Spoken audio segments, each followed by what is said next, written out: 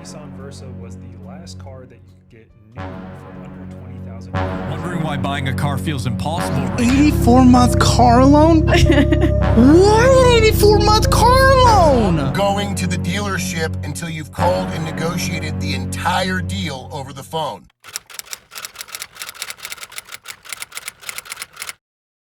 An 84-month car loan? What? An 84-month car loan? I want to lower payments. You know that's not how it works. You are paying more in interest over time. 2024 Kia Sportage. And it is $638.70. That's an insane car payment for 7 years. I feel like 600 This is a is normal insane. car payment. Normal? Oh, I'm going to refinance it when rates go down. Okay, if rates go down. When rates go down, they will go down for sure. What? Yeah. If I can't refinance, then whatever. If I can, awesome. Whatever. I have an 84-month loan. I'm going to be 40, and I finally paid off my car. And? Yo, And it started to break $39,000. down? It's worth $31,000. Ladies and gentlemen, we are winning out here in these streets. The average car payment for a new car is about $750. Wow, the average payment for a new used car is about $532.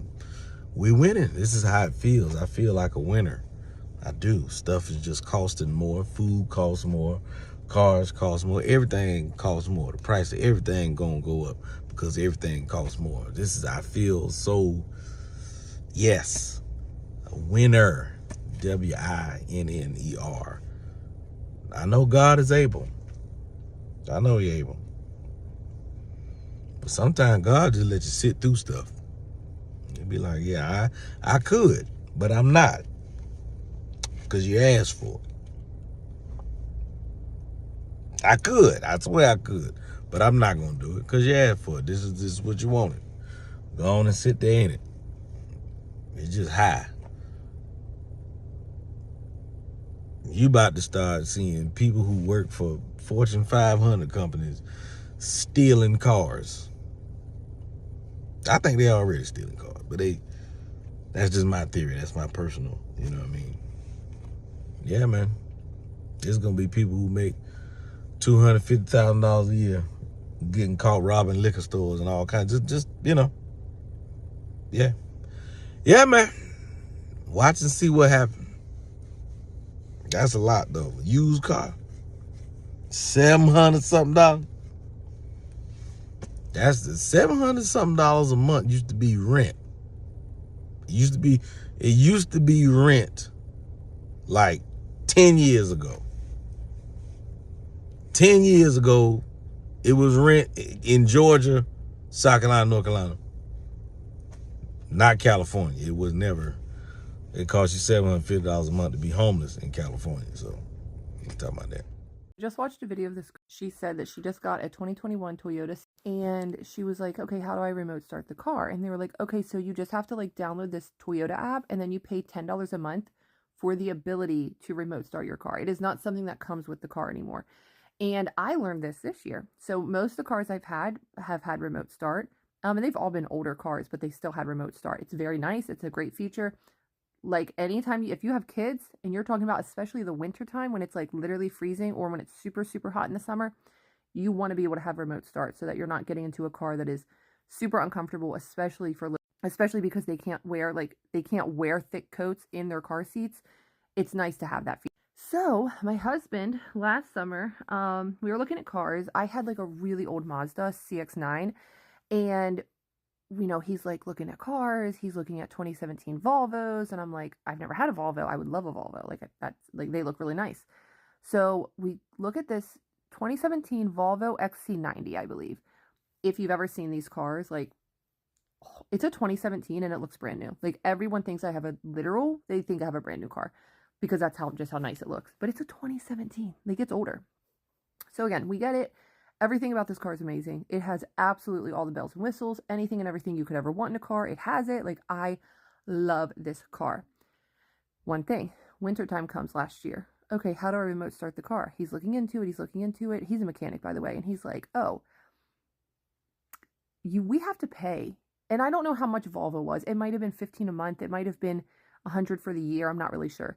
But you have to pay a monthly or yearly subscription to be able to remote start your own car that you purchased, that you own.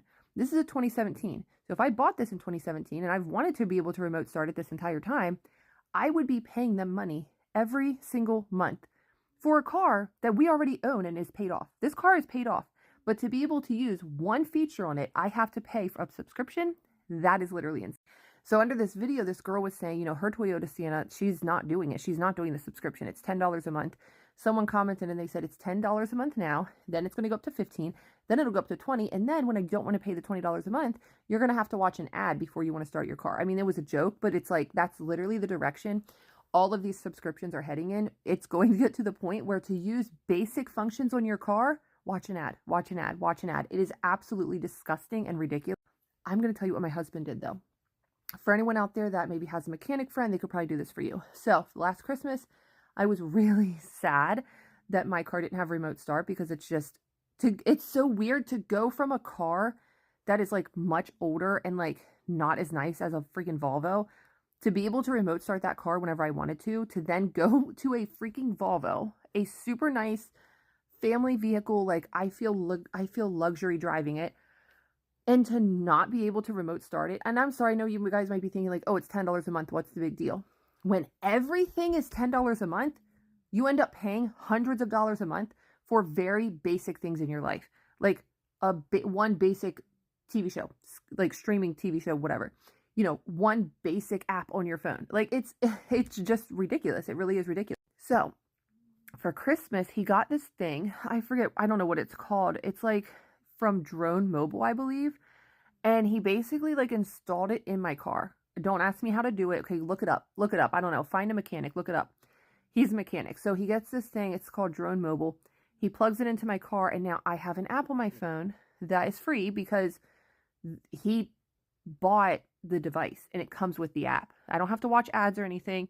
I can either use my key or I can use my phone, and I can start my car. I think I can lock it, unlock it, open the trunk, and I think there's something else I can do. I can't remember, but it's great. It's literally amazing. And I really am happy with it. And I don't have to pay a subscription price. And I'm sure there's other devices you can buy to put in your car for this, but this, I think he might have paid like, I'm not exactly sure. He might have paid $200 for the thing to put in my car, but I've already been using it now for over a year, and we obviously plan to keep this car for a long time. So I'm sure it'll end up paying for itself. It might not have been that much money. Honestly, I have no idea. Look it up, look it up, look it up. But I'm very grateful for it. And it really is sad that I couldn't even imagine, like we own this car and it is paid off and we did get a good deal on it. But I could not imagine going and buying like a brand new car, like going and spending like tens of thousands of dollars on a brand new car and then being told that you can't just remote start your car.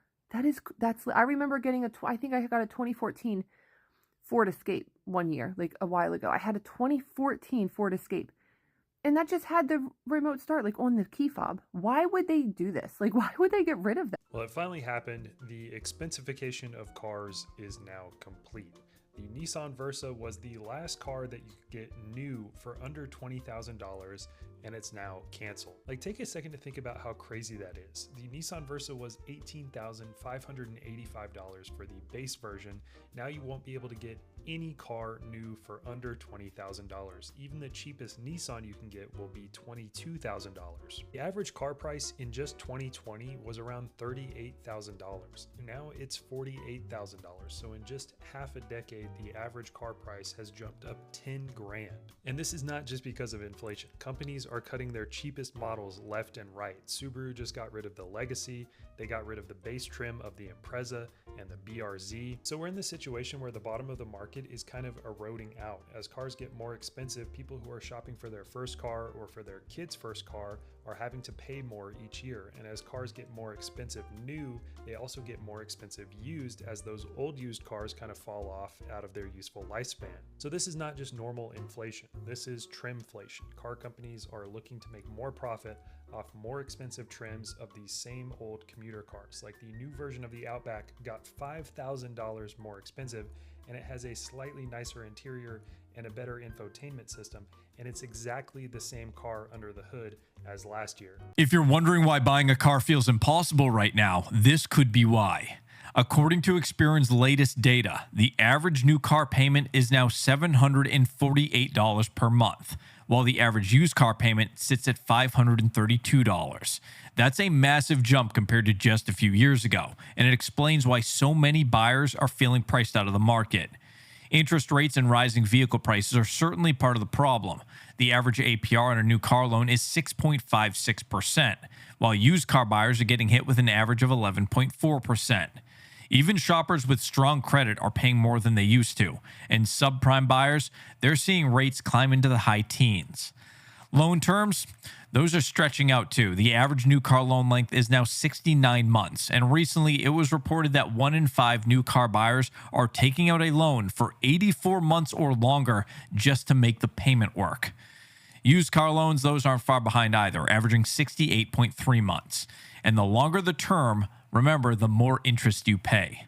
The worst part, higher prices plus longer loans, means that many buyers are rolling negative equity into their next purchase, pushing payments even higher. A cycle that, in my opinion, many get themselves stuck into, especially when it comes to, keeping up with the Joneses. But let me know what you guys think. Morning, Gen Z. Let's talk about financing a car. Now, you should only be financing a car that's worth more than $10,000. Okay. Now, if you say you found a car that's less than $10,000 though, and you still want to finance it, like you have some money to put down, that's a little bit different. Okay. Cause that's a thing too. Okay. Cause we understand that sometimes you may not have that $10,000, but you have 5.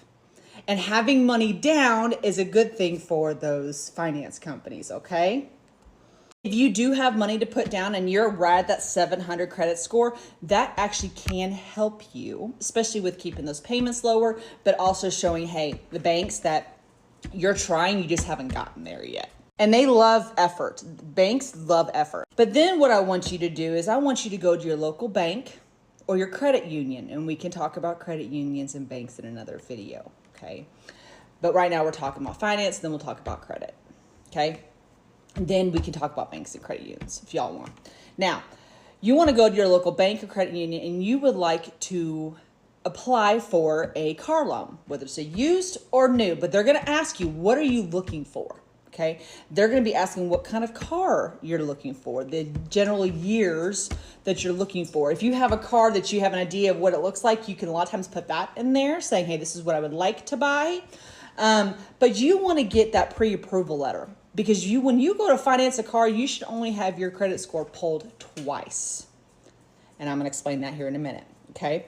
But and the cool thing about going with your bank or your credit union is they not only look at your credit, they look at your bank account too. Because they understand sometimes that you may not have a lot of history, but they can see that your bank, the things that you're spending on, you're being responsible with your money. Remember that budget video that I had? And using cash for everything and only using your bank for bills?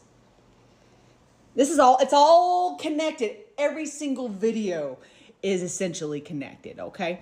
Because credit unions and banks, they want to see that physical, that money responsibility. They want to see that you're trying, okay? So if you go to your bank, they're going to see, they can look. And that's going to actually help your credit score or your interest rate, okay? So congratulations, you got that pre-approval letter. By the way, that's the best freaking thing that you can have, okay? That makes you feel confident when you walk in. That other video I posted on buying a car, that's part of that confidence because you want to walk in there like a boss. I'm wearing this for a reason, okay? You want to walk in there like a freaking Amazon woman, like freaking Superman, all right? You want them to see that you got this and that you cannot be taken advantage of, okay? Okay, because car dealers want to take advantage, okay? Because they want to make that money. They don't care about you. They don't. Most of them do not. So you get that pre-approval letter. You're like, I already know I have the money. I can go find the car I can go get the car I want. That confidence is freaking everything. Okay. So you get that car. Okay. Then you sit down because you're going to start doing that. You're going to start getting those contracts done. Right. Okay. Now they're going to be like, well, I would love to see if I can find you a cheaper rate. you're going to immediately pause, open up your phone, hit record, open up that voice memo, hit record, and say, that's fine, but I only want you to do a soft pull. Okay, every hard pull on your credit score, your credit report is negative. It's going to hurt your credit history, your credit score, okay? You want to make sure that they only do a soft. And, like, and they know exactly what I'm talking about. Okay, they know exactly what I'm talking about. Okay, finance companies know what I'm talking about. Now, soft pull, okay, great. So what they do is they take a soft pull, which is like pulling up your, you know, that credit check, those credit check apps. That's what that is. That's all that is. A soft pull is just like those credit check apps. Okay, so they're gonna go do that, and they're gonna see a general score. They're like, okay, see, you've got 725. Okay, I know that this credit union and this bank or this other credit union. Let me look at this now. I think this one is gonna be your best bet. Because, and they're going to give you those preliminary numbers, okay? And they're going to be fairly what they're going to be, okay? So you say, you know what? Yes, but only one time. Once. So you only want to have it twice. Only once. Now, and then they're going to, okay, I respect that. Thank you for setting that boundary.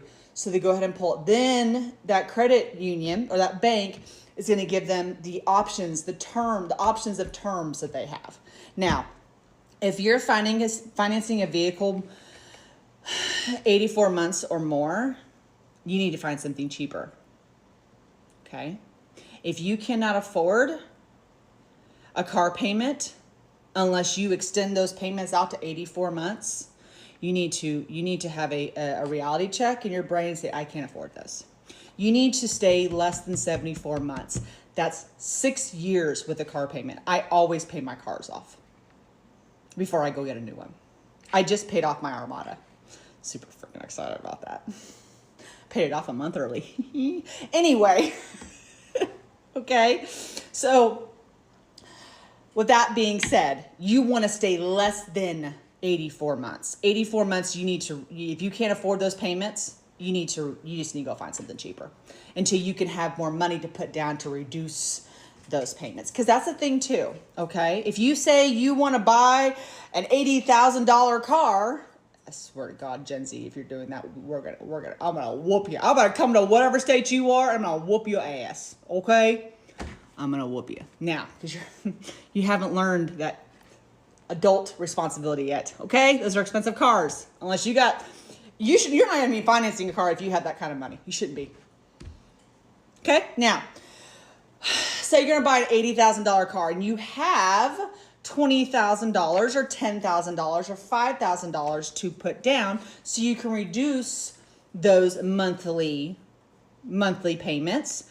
That's okay. Okay, now if you're going to buy a car and you have some money, you're looking at 72 months because you're trying to build up that credit history. We'll talk about that next. Build up the months. You're like, oh, you know what? I'm going to go ahead and put down $5,000 to go ahead and do that so that I can reduce it to 74 or 72 months. That's just fine. That's fine. That's okay to do that. Okay. Now we can talk about different types of car loans, things to really look out for. But that's the general grand scheme of things. You do not want to pull your credit score hard pulls more than one or more than twice. The pre-approval letter for that confidence, and that if that other finance company has a better rate, because that can happen. Okay, that can happen. I went in with the USAA pre-approval for like 8%. I walked out with a credit union for 3%. That happens. It is what it is. But I only had my credit score pulled twice. Okay. You want to stay less than 84 months, you want to stay around 72, and your goal is to pay off that car so you do not have to have a continuous car payment. You drive that car till it causes you more problems than helps you. Then you consider going and buying another vehicle, okay? But you always want to have the goal of paying off that car. Those people that have rotating car payments drive me nuts. My ex-husband has had like 10 cars in 6 years. I'm not even kidding. because he thinks it's going to be smart. No, he just needs to suck it up and embrace the suck that he done made a mistake. Okay. Go to your local bank, get those pre-approval letters. Okay. It can help you. All right. Also, that pre-approval letter helps with those negotiations with those other finance companies, because they are now fighting to get your business, and you want that. Okay. You want them to work for you, not the other way around. All right, we'll talk about credit scores next. Let me know if y'all want me to do some more information on some of these things. And yeah, love you guys. Stay tuned. Stop going to the dealership until you've called and negotiated the entire deal over the phone. Stay tuned. If you're new to my page, my name's Bill. I'm a car buying expert, and I love saving you money at the dealership. Here it is, 2026, and a lot of you still don't know that you don't go to the dealership to do anything. You do everything over the phone. That if you go to the dealership, you are not going to get a great deal. You're going to get the worst deal you could have gotten. That you have absolutely no leverage at the dealership to negotiate or call any of the shots. That you're at their mercy. So number one tip, guys, call the dealership before you go to the dealership and find out what the total out the door price is. Now, I don't just mean that they tell you what the total comes to. You get a breakdown in writing, a screenshot of it to your email or a text message showing you the entire breakdown, all the fees they plan on charging you, your taxes, any discounts, your trade, everything is in that number. That way you can see what you will be paying. If any dealership isn't willing to send this to you, it's because they have something up their sleeve. Now, if you don't get pricing over the phone and you go to the dealership and they have a bunch of fees that you don't agree with and you don't think should be on there, they're not going to negotiate because you're at the dealership, and they know that 99.9% of the time, most people will bitch a little and then just say, fine, whatever, and take the extra fees and sign the paper. But if you're at home, you have the opportunity to tell them to kick rocks or try and negotiate. Once you find a good dealership over the phone and you have a price that you're okay with, then you get it financed. You still don't go to the dealership. You get everything done before you go. When you agree on a number with a dealership over the phone, lock that price in by financing that number. That way you already know the interest rate, the payment, everything is negotiated. And when you go to the dealership, now you can truly test drive, check the vehicle out, make sure you love it, make sure everything's perfect. When you come back from the test drive, it's just signing the final papers. You can make your life a lot easier, and you can make yourself a hell of a car deal if you do things this way. For more tips, tricks, and hacks just like this one, please follow Billy the Car Kid. $27,000 in negative equity, paying over $1,600 a month, and she wanted a lower payment. She reached out to me from New Jersey saying she watched all my content about leasing and negative equity, but when she went to her local dealerships, they told her she needed $25,000 down to lease a vehicle. The vehicle she was trading in was a 23 Chevy Tahoe that she had 15% interest on, and she owed 6 years left with $27,000 in negative equity. But she did not need $25,000 down. She was very understanding of her situation, and because of this, I was able to get her approved on a 4-year lease with over $14,000 off of MSRP, $5,000 down, payment $1,250 a month. Better payment and no more stress about negative equity. Let me know in the comments how much negative equity you have, and for more content like this, follow Corey Creates Deals. So everybody car note is $700 or more. And don't come out here lying saying that your car note is $400, because I'm not going to believe you unless you show proof. Since I have been buying cars, I have not paid under $400 for a car note. And when my car note was $400.01, that was back in 2017. Every vehicle I have purchased since then has been at least $550 or more. So what y'all doing to these vehicles that we got to pay so much money? And don't come out here talking about you got good credit, because everybody don't have a 800 credit score. And it's like everybody that I seen recently that bought a car, it's been like $850, $900, sometimes $1,000. Why y'all want so much for these vehicles? Like, no, they must gonna talk to me. They must gonna drive for me or something. So what kind of vehicle you got and how much your car note is? I got a 2021 Jeep Grand Cherokee, and I paid $699.39 a month. And I don't know, I just feel like a $500 plus car note is absurd. But also walking, not having a car and not having transportation is even more absurd. So like, what do we do in this economy? Because you need a car, there's no way around it. Everybody can't go to a car place or dealership and just drop down cash. And I'm not even sure that's something that you should or would need to do. How much are y'all paying for these car notes? Like, how much are y'all spending on car notes plus car insurance? Because it's honestly getting even more ridiculous, but I low-key can't even be mad at people for paying that much money, because what do? You need a vehicle. People who don't have a car will tell you just how annoying and how hard it is not having transportation, not having a vehicle that you can just count on to have 24/7, or even having a reliable vehicle. Having a vehicle that's not reliable, that's always breaking down and causing you problems, is just as worse as not having a vehicle. So what do you do if you need reliable transportation? A car payment is literally the #1 wealth killer, and it shows. My son bought his dream car at 21, a Chrysler 300. And I bought my first dream car, I think at 40, which was a Lexus ES 350.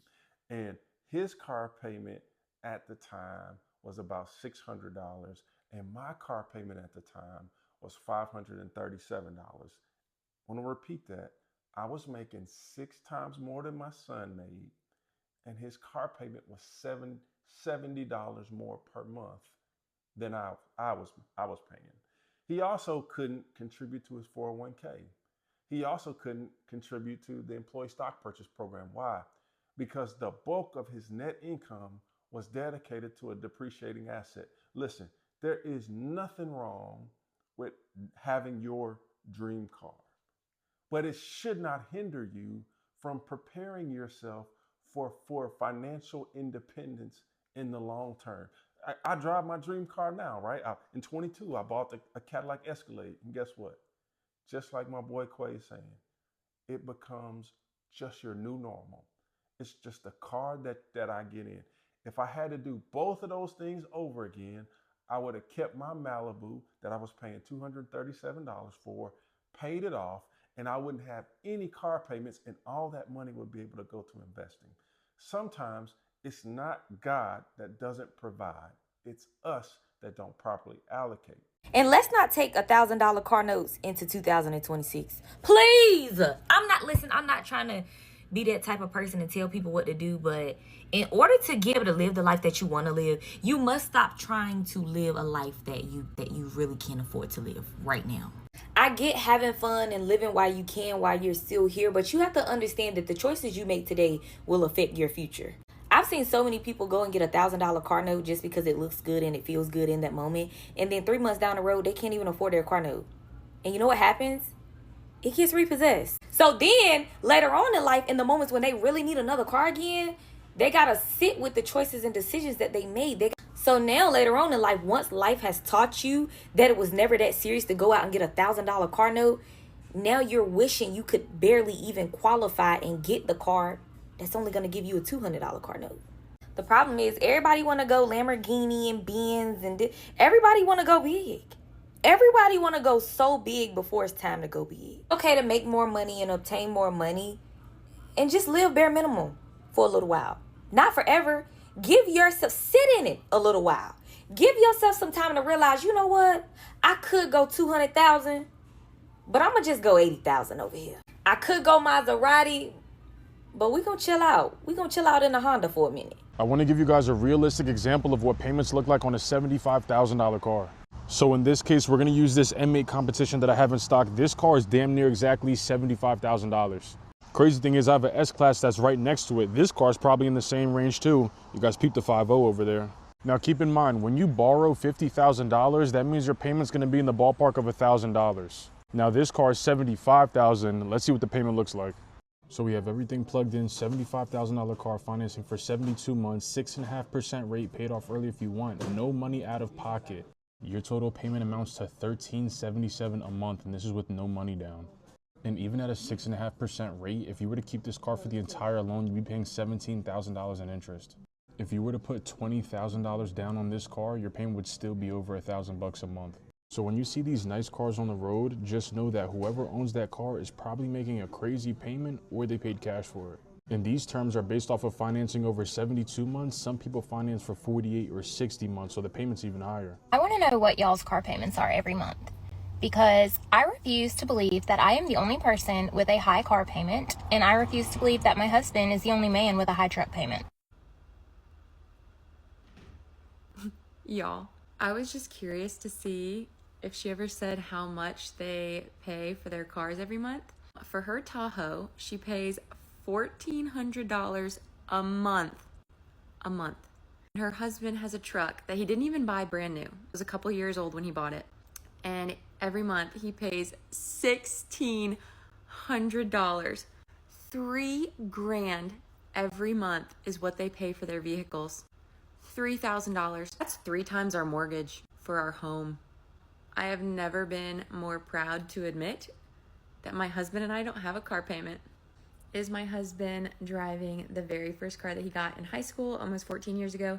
Absolutely. Is it falling apart and really ratty? Of course, but we do not have a car payment. We needed something more reliable for my son when we were pregnant. I saved up for a very long time. I took a note from Dave Ramsey and I paid cash for my 2019 Chevy Traverse. Again, we have no car payment.